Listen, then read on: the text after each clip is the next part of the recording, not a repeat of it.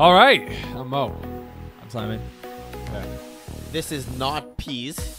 This is a stand-in for peas. Oh, hi, Peas. Hey, peace. Oh, do we have toss-ups for Peas? Toss-up. Oh, we should have done that. Toss-up. Hey, what happened You to could've recorded our it today. speed clock here? Why is it going so slow now? Oh, wait, I'll fix it. They're probably in seconds now. Yeah, exactly. It's fine. He goes, sit down. All right. Seconds Be are humble. All right, we only have another 29 minutes and 40 seconds left in this podcast. All right. Let's go. All right, welcome into Calling the Audible as we round up to the last 2 weeks of the season with Simon Dagenais. Mo Peasy is away on business or family affairs? Yes. To both? No, it's pleasure because no one goes to Savannah for no reason. He's Savannah's taking care of business. You know what? There's no business in Savannah. Eagle, if you don't mind, because I know Peasy's the Div 660 expert, can you research Savannah, Georgia, and the whereabouts, like demographics? What's the most popular food?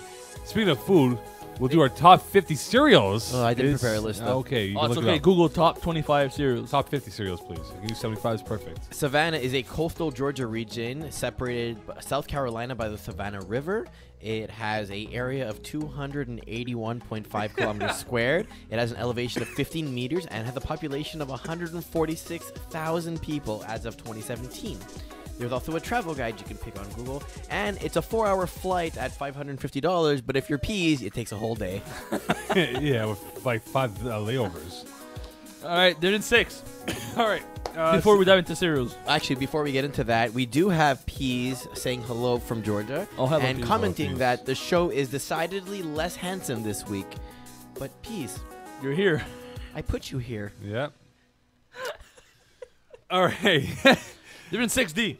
All right, let's dive into 66D. We will do a playoff breakdown of teams who are still alive and who are officially out as Eagle cross off teams. Do we have that ability to cross off teams off the We do. telestrator? Excellent. We'll do that after recap. The technology is here. Yes. Technology's moved up now. We're moving up in the world. Next step is that touchscreen from Yeah. ESPN. We'll do that for the road show. Yeah, because my budget just increased tenfold. Yeah, exactly. Eagle, make it work.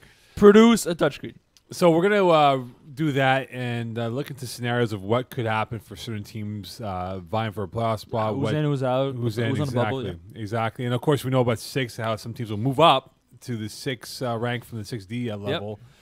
And But you got to make it in first. you got to make it in first. But let's talk about teams that are going to be on their way into that 6 playoff spot. Dirty Landry against Fat Diablos. Oh, man. 1919 game. Avery Lala, very disappointed by him. Yeah, he 2 didn't play well. TDs, 3 INTs. A terrible game. I just felt like he just didn't take it seriously yesterday. Maybe he thought he can toy around. I know. I felt that way early in the game. We were both there yesterday. It felt that way early in the game where he was, whatever, these guys are not very good. We're better and whatnot.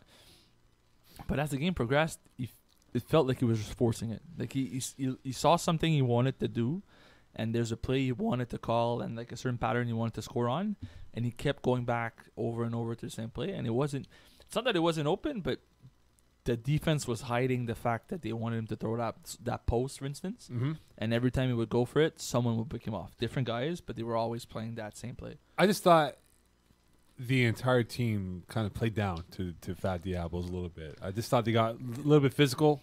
Well, their defense played well. Like Landry's defense was good. They're physical. Yeah. They're a physical bunch. And, I mean, poor Francois Martin, I felt bad for him because he took a real beating and flopping.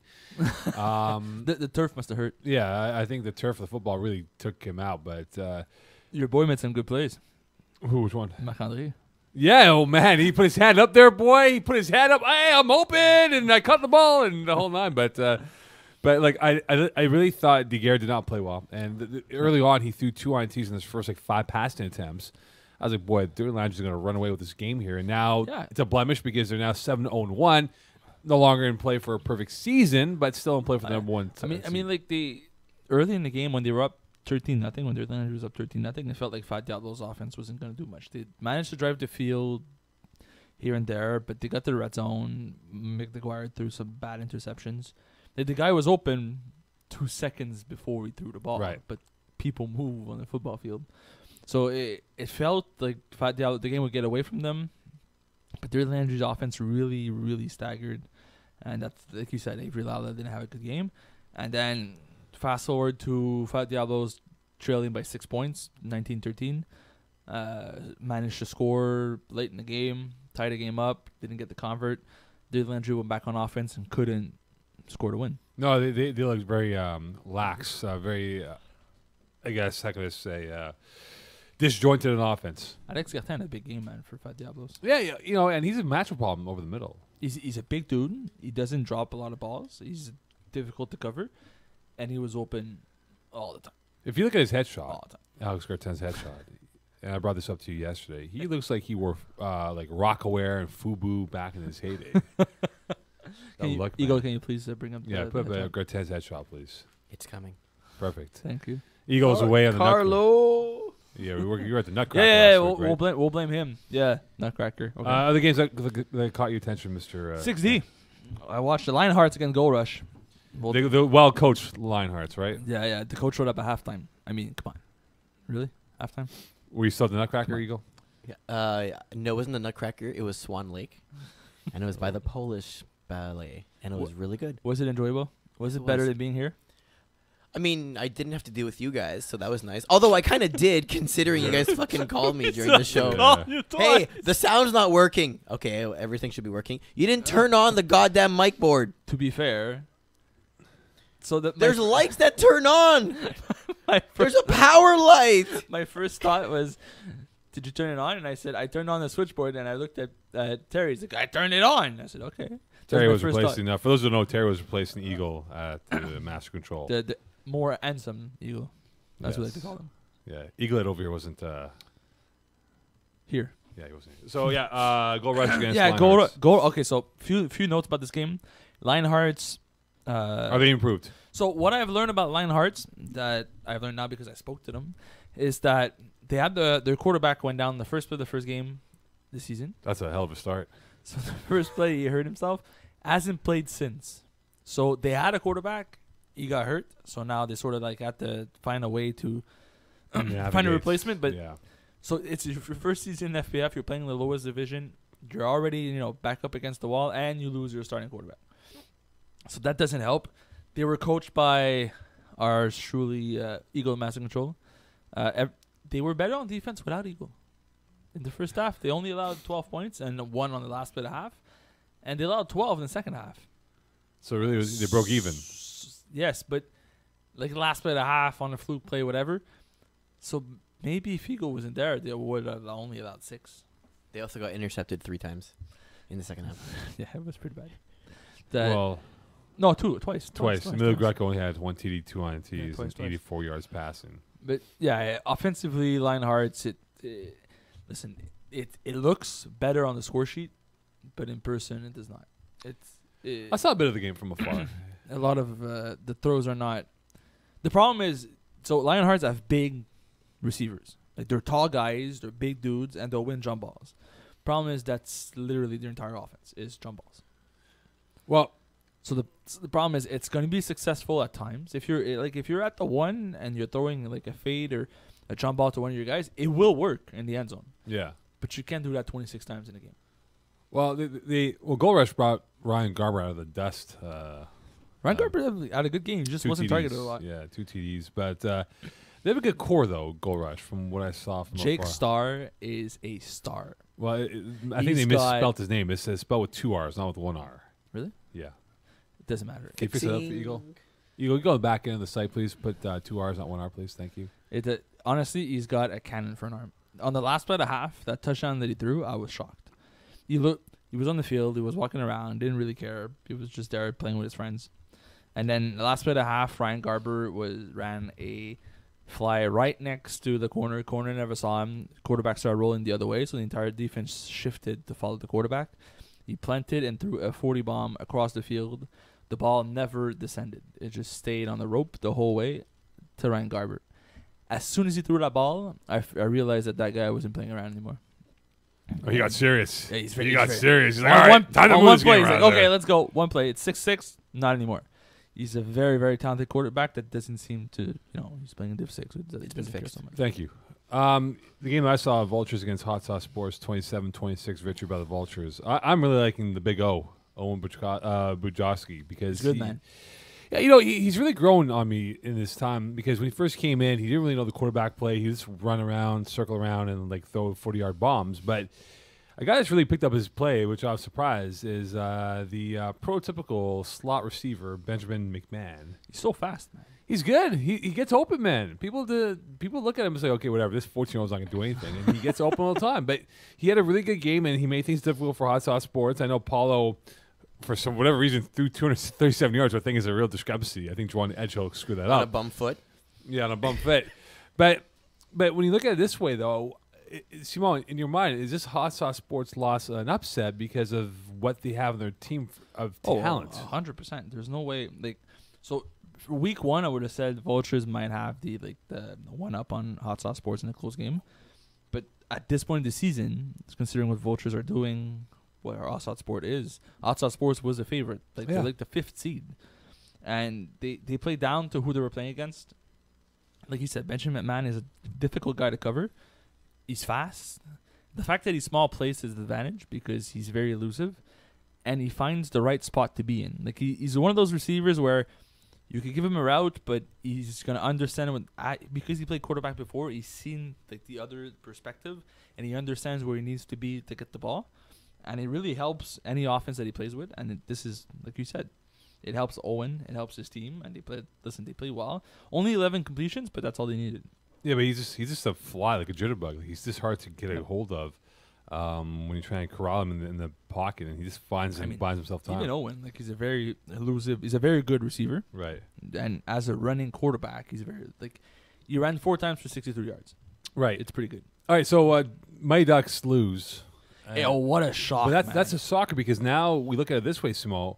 They're in a 4-way tie for 3, 4, 5, and 6. That's it. That was a dud, man. And they're only now Vultures and Hurricane season are only 2, if not 1 point off from the Mighty Ducks. So they could, in theory, fall if they were to lose this week and be in a 8-hole than be in a 3 seed right now. But you make it sound like you're surprised.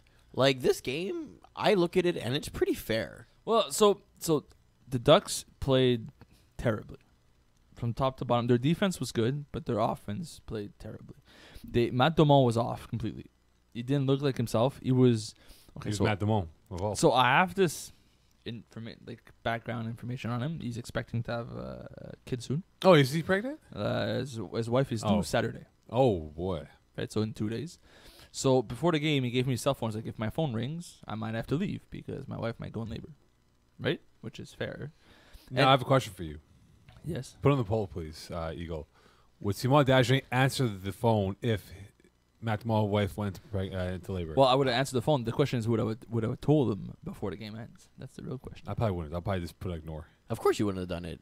No. You know the customization when you want to answer, hey, can't talk right now, busy? I'll just put customization, can't talk right now. Leave it to Mo Khan to ruin one of the most memorable moments of your life. Well, to be fair, I asked him before the game. He's like, so is she at home or like at the hospital? He's like, no, she's at home.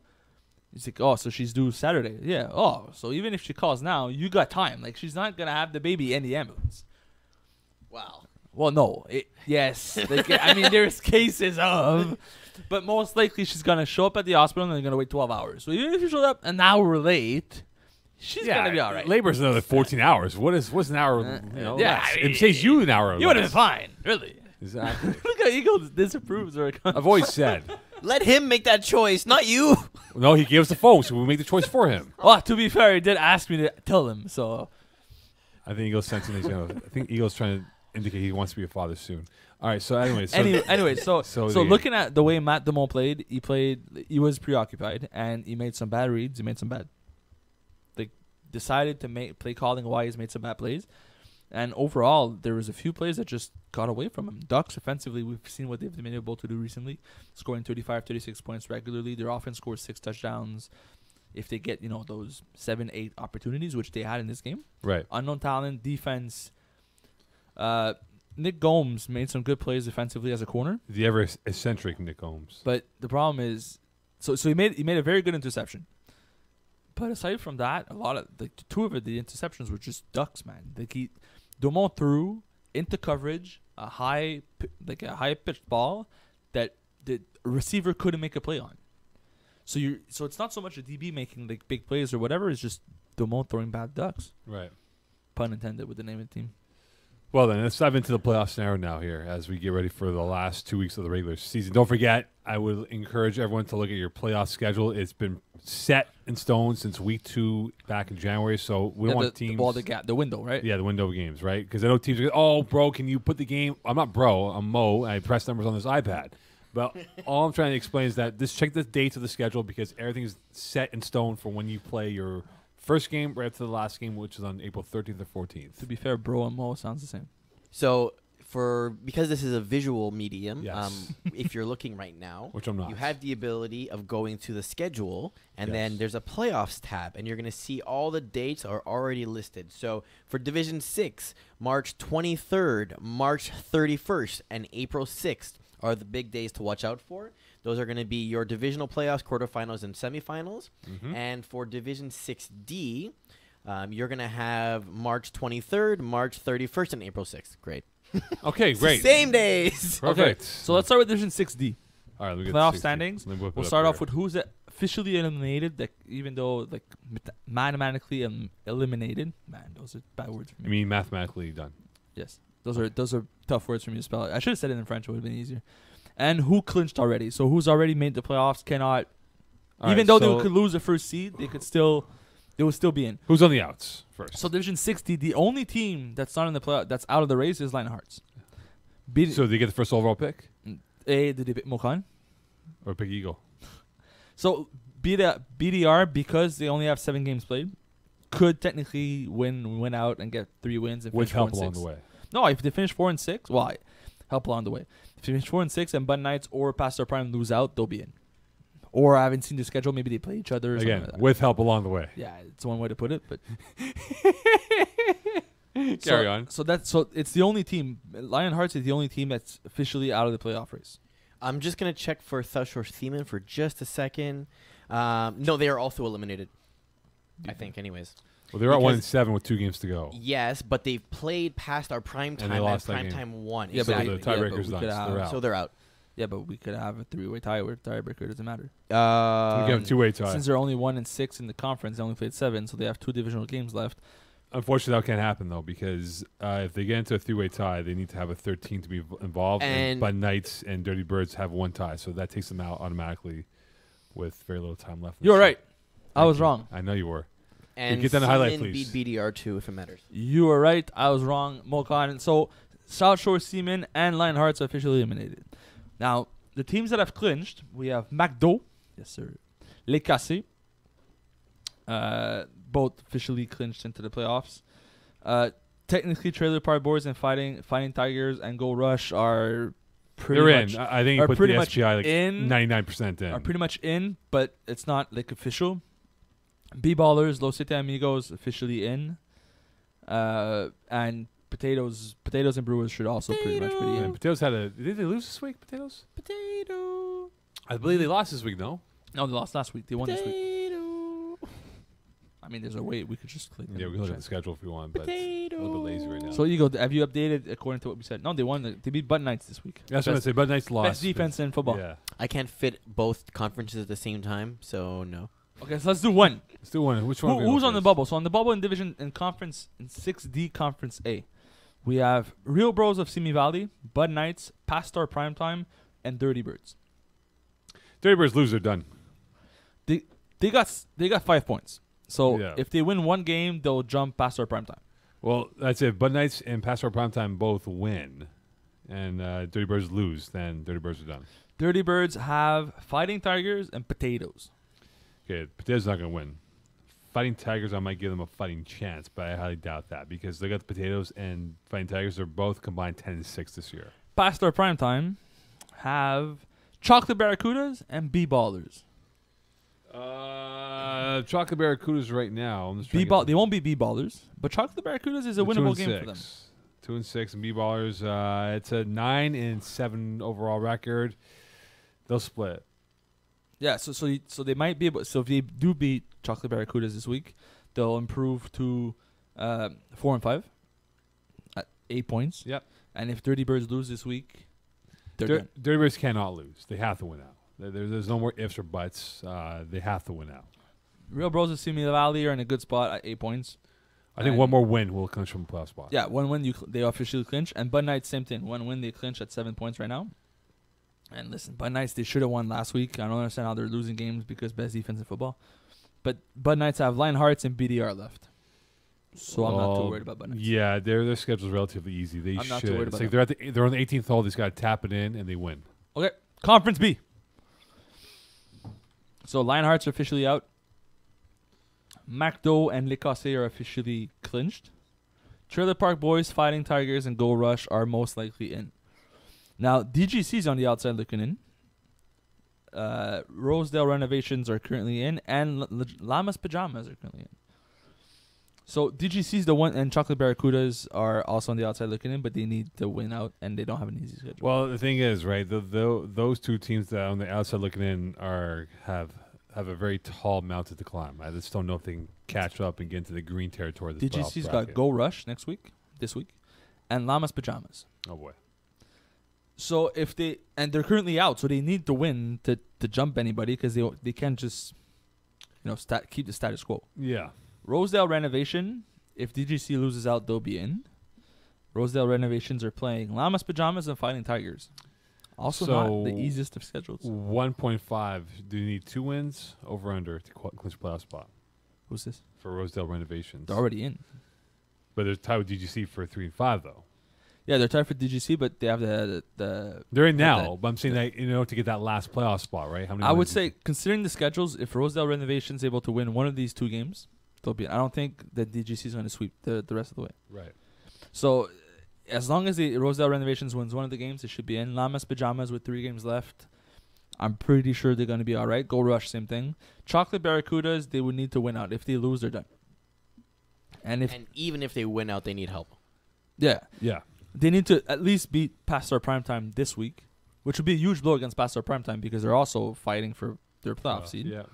So the loser of this game is most likely going to be out of the playoffs between Pastor tie Primetime does not and help Chocolate now. Barracudas. These standings are a little bit, I guess, deceiving because you have 3 teams, 4 to 6, that only have 7 games played, right? So once you play the 8th game, this is going to get very different very quickly. Yep.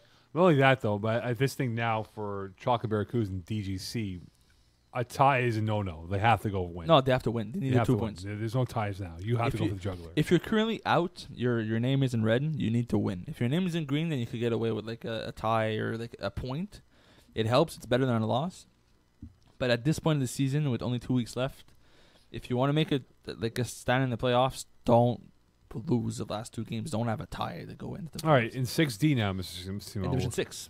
I know, but now we're going to 6D. Are we? We just did Division we just 6. did. Sorry, I beg your pardon. Div 6 now. I beg your pardon. My bad. Sorry, I'm losing track here. I had the wrong page. All right. Division 6, Conference A. The teams that are currently officially nominated is Zone 6 Ballers and Goon Squad. Oh, it's a shocker, man. Is it? Well, I mean, Zone 6 Ballers is not a bad team. They just don't show up. Yeah, it's not good.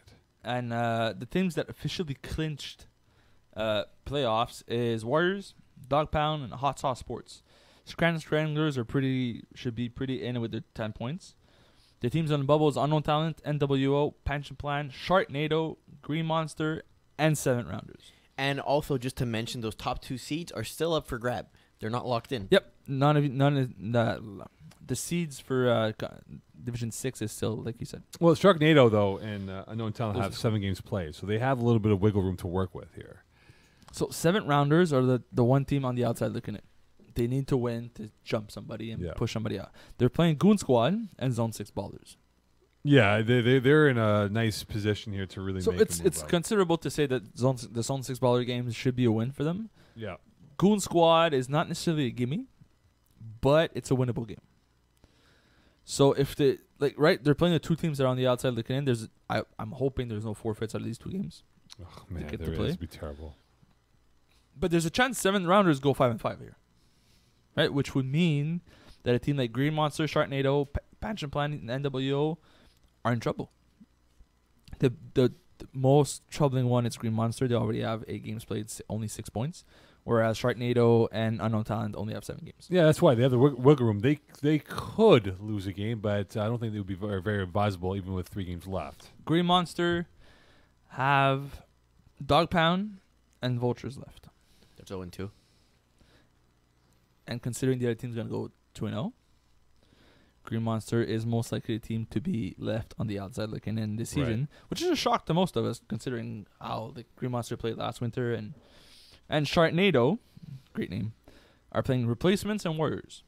It's not easy. Well, Warriors is They have most a third likely game. Sorry? They have a third game, too. Yes, and Hot Sauce Sports. Oof. Yeah, okay. I was like, oh, there's some hope. Oh, there it goes. Well, they might be able to go 1 and 2 out of these. Be hot Maybe. sauce and lose the other two. Yeah, so if they win one and Green Monster loses both, they'll be all right. Conference B. Teams that are officially eliminated from playoff is TBA. That is all. That is all. Replacements and the Pack are still in. Dirty Landry, Vic in the Box are officially clinched. So is D2 the Mighty Ducks, Average Joe's 4th and 20, and Channel 4 News Team. Teams on the bubble are Vultures, Hurricane Season, Fat Diablos. The Pack and Replacement. So we're going to have a pretty nice little finish over here. Fat Diablos only have 6 points in the 7th seed and the 9th seed. Vultures with 9 points actually clinched. I'm sorry. Vultures are officially clinched as well. So you could make a checker next to Vultures. So Hurricane Season, Fat Diablos, the Pack, Replacements. I'm sorry. Who has the Pack on their schedule? The Pack schedule right now, Simo, with 2 games left on the season, 2-5-1. They're left with Hurricane Season and Fat Diablos.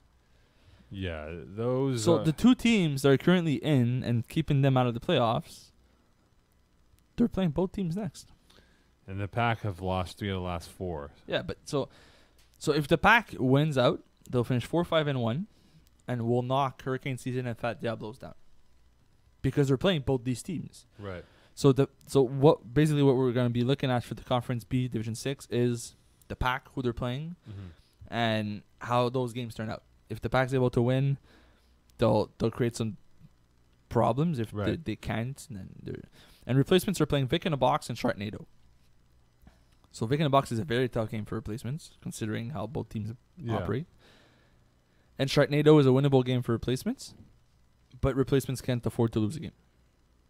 Right now, they're 2-6. They're 3 points behind Fat Diablos. If they lose this week to Vic in a Box, they're done. Or if Diablos win a game or tie. Or if Diablos or Hurricane Season win one game.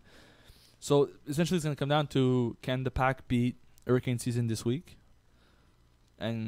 or beat Fat Diablos next week. Well, Hurricane Season win, they clinch playoff spot. One other thing to mention when it comes to 6 is that depending on where you finish in the standings, some of you may end up in 6D, or some of you may end up playing the top seeds. So there's like another little mind game going on where you want to definitely get into a playoff seed, but you also don't really want to be in an upper seed, but you don't want to be in a lower. Like it's a weird type of scenario. You do get reseeded after making it in, so you have to worry about making the playoffs first, clinching first. Yeah. Then once the teams are clinched, and then you get seeded according to your win-loss from 1 to 16 or 1 to 18. 1 to 18. And then you get moved around depending on where you were. Right. So at this point, I would say worry about making the playoffs first, and then worry about who you're going to play. I think I'm going to put my money on the Pack to make a little run here. I think they have... Think they'll be able to beat Hurricane Season?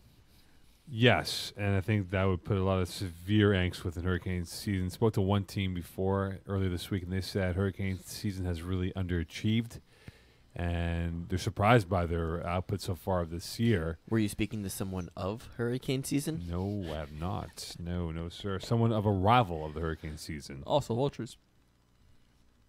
Maybe.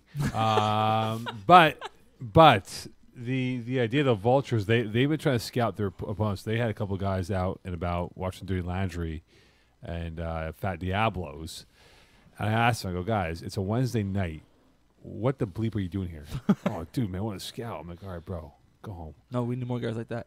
That's what we need in this league. More degenerate. In fact, if you guys have film on these teams, send them to us so we can play clips, so we can teach everyone whether bad. What their offense and defense is all Okay. about. But So I'm gonna go with the Pack though to really make a little bit of noise here. I like the Pack. The only thing is I don't think they'll beat Hurricane Season. I think Hurricane Season is going to beat the Pack this week to clinch, which means if the D2, the Mighty Ducks, are able to beat Fat Diablos this week, Sunday night in Iber, Fat Diablos would stay at 7 points. The Pack would stay at 5 points. And Fat Diablos and the Pack play each other for a playing game week 11. I hope Pack wins, so we make it like an even Steven game going into this matchup. There's no way Diablos are going to beat Mighty Ducks. No way. Well, unless the Mighty Ducks don't have the quarterback, like we talked about. Whatever, man. Just hold on to his phone, bro. don't tell him his wife's going to labor. 1 hour. This is your last lifeline before your life's over, man. Well, they do have the playoffs.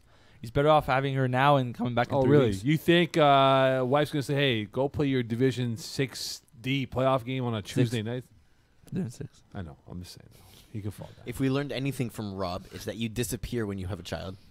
Oh, is he still here? I mean, to be fair, Is that why he brought the chocolate milk card and see his face on the cover? That's what it Oh is? my god, that'd be amazing. Oh, man. I mean, to be fair, he sort of disappeared as soon as he got married. Yeah, exactly. Well, he disappeared like 7 years ago. Anyway, the point is, though, is that I'm going to go. I think you're right, Simon. I think the pack will have a showdown for a playing game next week. And that'll be all for the Tostitos. It's going to be interesting, man. It's going to be fun. It should be fun. Week 11, Fat Diablos the Pack. We'll talk about it more next week. Absolutely. So again, the rundown by Simon Dagenais, well detailed on who can do what. Again, the teams who red, who are still in play, the Pack, for example, are still in play. Replacement still has an outside chance, but any loss by them, they're all but done. Pretty much simple. All right, it is now time for Games of the all week. right, Yes, here we sir. go. Yippee! You guys want to start with 6 or 6D first? You choose, my friend. You go. Okay, we're gonna start with 6D then. Hey, boy. And there's still 2 weeks left, right? So Yes. we got a lot of games. Because to it's go. not week 9, Mokan. No, it's week 10. We have. Let's start from the top here. Fighting Tigers versus Dirty Birds. I like this game. Give me the Tigers. Yeah, give me. I think Fighting Tigers are slowly like getting their team. They're turning their season around. With a win this week, they'll clinch. Give me Tigers. Let's go with Past Our Prime Time versus Chocolate Barracudas. Ooh, big game. Give me the prime time. Big game. But Chocolate Barracudas need to win to stay alive. Yeah. Pastor Primetime need to win to stay relevant in the division. Give me Pastor Primetime. Los Siete Amigos versus Potatoes. Saw them play a couple weeks ago, LSA. I like them a lot. That's going to be a big And they have a cool clash here, uniform, yeah. too. Nice, cool, green, solid shirt. I'm going with Los Siete You Amigos. put up the picture of that team. For LSA? Yeah. Okay. Picture we should see those jerseys you mentioned. They're gorgeous uniforms. I like them. Very creative. So if we were to bring them into studio, they would disappear. Yes. Yes, of course. Give me Los Siete Amigos. I like potatoes. They're my boys. I like the flow on this guy. Can I wear a green shirt for next week on Yes. Mail In Week 11 podcast? Yes. Mail in week 11. That's Yeah. what you're calling Mail it. in. Yeah, Yeah, mail in. So you've already given up on the podcast. Yeah, just like I'm you've more given into up the on the playoffs season. now. Let's get to this. Mokan, how many weeks did he miss? I missed 3. That's a lie. No, more than that. It can't be 3. It has to be more. No, 3. 3. Really? That's it. Yeah. Maybe 4. Feels longer about you. Maybe 4. Maybe 4. We're on episode 9. It's like half. Hey, don't worry about that. That sounds about right. I'm here next week, boys. That's How what many matters Saturdays most. did you do? I did enough. I didn't have to qualify. Enough. I did enough. I've earned the Give me the respect. We have McDo versus Les Cassés. Too easy, bro. Give me McDo all day. Yep.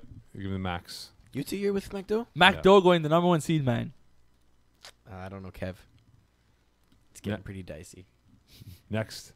Let's go Division 6. So Dirty Laundry versus Vultures. I wasn't happy with the boys from DL. Give me the DL anyway to win. They're a good physical team, but Vultures scouted them. If They they did. scouted them for an hour and still lose, I feel bad for them. Yeah. So I'm going to have to go Vultures here. Let's go with Hurricane Season versus The Pack. The Pack. No, like I said, I think Hurricane Season's going to win this one. Next week's going to be the playing game for the Pack and Fat Diablos. Let's go with Replacements versus Vic in a Box. Vic in a box. Yeah, replacement, if they lose, they're out. I think they lose. I think they're out. And let's do Hot Sauce Sports versus Sharknado. Hot sauce sports because sharks don't like spice. Do they have a quarterback this week? Is he back? Should be back. No, I don't know. Speculations. we'll find out. Give me hot sauce. All right, that's it. Yeah, but yeah, you know what? Yeah, I'm going to have to go against Sharknado. Great name, great team name, but give me the sports. Magic words, please. For all of us here at the Weekly Extra Point Live, none of you get that reference. Nope. Good night, PSG. Oh, Am I supposed to know what that is? brutal. Paris Saint-Germain, the soccer football team. Oh, yeah. I said soccer football team, and you said yes. I know what you're talking about now.